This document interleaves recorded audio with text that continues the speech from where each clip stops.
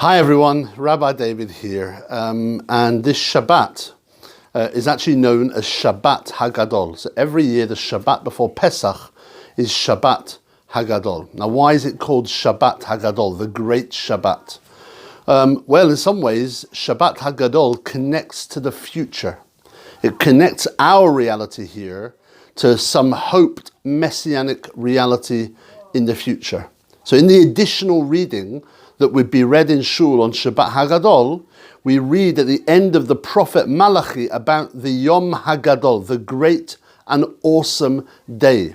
This day in the future. And that is, many say, why we call it Shabbat HaGadol, because of those words in the Haftarah, the prophetic reading. Now it's also understood to represent the day we were asked by God in Egypt to take the lamb on the 10th of Nisan in order to slaughter it for the Passover offering. Now it's interesting that this year, the 10th of Nisan is Shabbat. Tomorrow, tonight and tomorrow, is the 10th of Nisan. It's actually going to fall on Shabbat. But it does not do that most years. In fact, a famous Hasidic rabbi from Poland in the late 19th century, he was named Rabbi Yehuda Leib Alter, the Sfat Emet, asks why, therefore, we remember the taking of the lamb, the Jewish people being asked by God to take this lamb for Pesach on a Shabbat. Why not each year do it on the 10th of Nisan, the actual anniversary of when we did it? His explanation brings together the taking of that lamb and Pesach and Shabbat itself. What we are commemorating at Pesach are the first steps of our nation onto the map of history. Our foundational moment as a nation is the exodus from Egypt. And at that time, at the beginning, we had no mitzvot, there were no commandments, all we had was will. The will to go after God into the desert and follow there our destiny as a nation. And we sing this on Rosh Hashanah.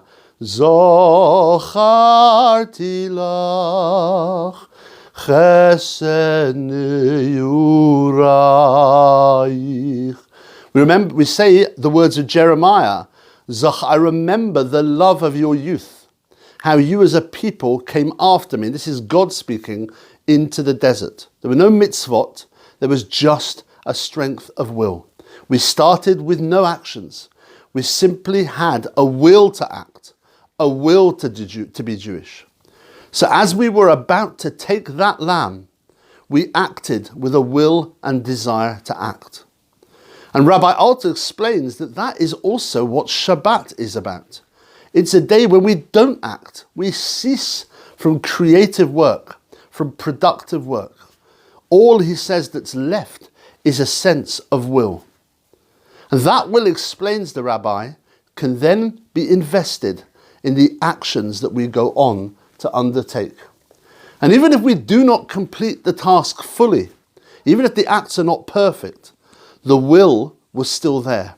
And that surely bodes well for the future. And so I've reflected, everyone, about our situation at the moment. We're at home, we're worried, and sometimes we feel fear.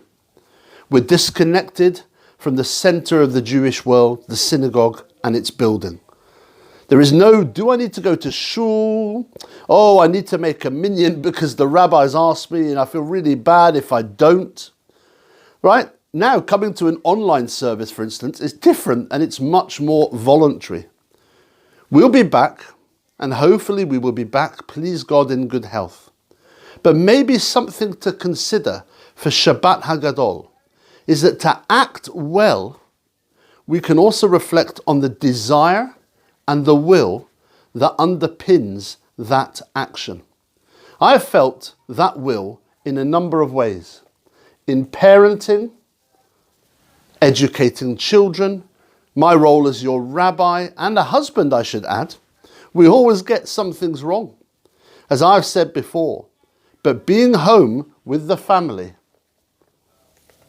bringing the community together online in this temporary period has also been rewarding as it has revealed the deep desire and will of the human to connect with others. So is this also a time to cultivate our desire and will for our Jewishness and Jewish identity? Our will to maintain our children's love for their identity?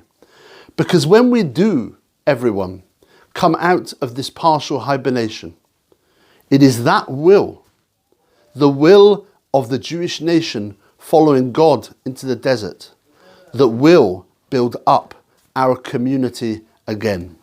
And we will do that together. So Shabbat Shalom, everyone. Love to you all. Another, again, big Rabbi David hug virtually through YouTube. But I wish you all a peaceful Shabbat, and I'll be back in touch before Pesach.